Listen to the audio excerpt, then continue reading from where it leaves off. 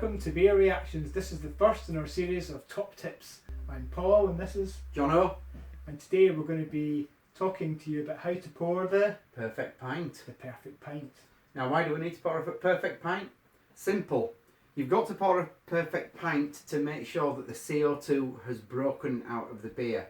Now, if you go to places like the Czech Republic, particularly places like Prague, or if you were lucky enough to visit the Oktoberfest in Germany, you will always find that in a glass of beer that you served, you will always have a deep head.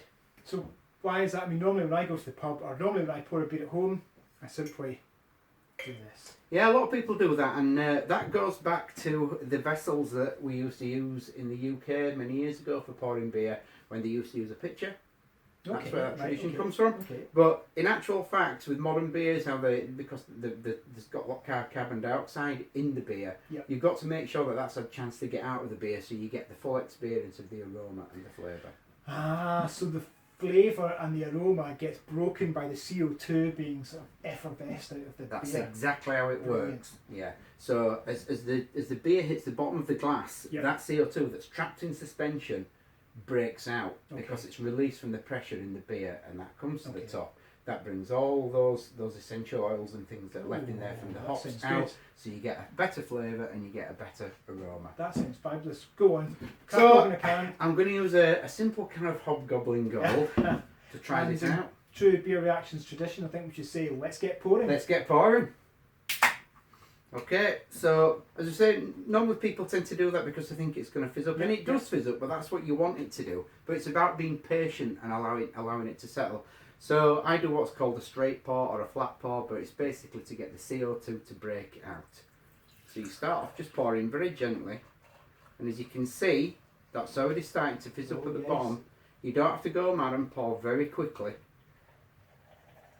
But you'll find as it gets, as the pint gets more and more full, the head will get deeper and deeper as that CO2 breaks out. And normally I would shy away from pouring a beer like that because I think it would froth up too much and I wouldn't be able to complete my Well, as you can see, if you do it really carefully, yep, I see that. It doesn't do that.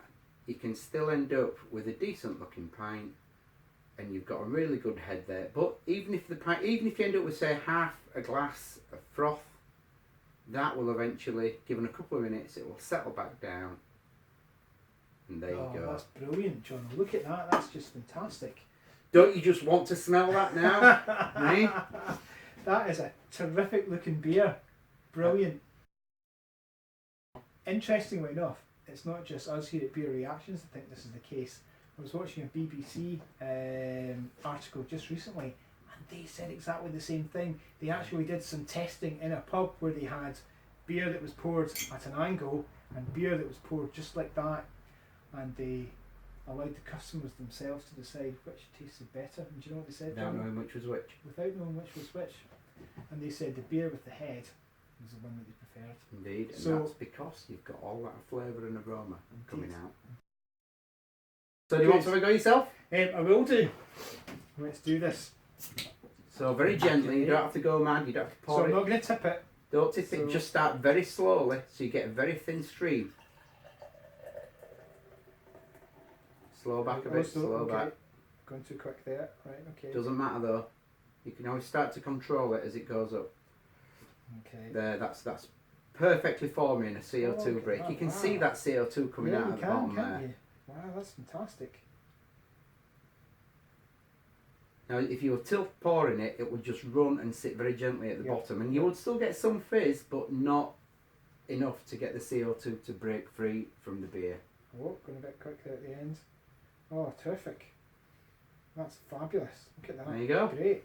Smashing. Well, I think we should get drinking. Indeed. Thanks for tuning in to our first Top Tips episode. We hope you'll like the Facebook page and subscribe to the Beer Reactions YouTube channel. Indeed, and I hope you now know how to pour a perfect pint. Slange.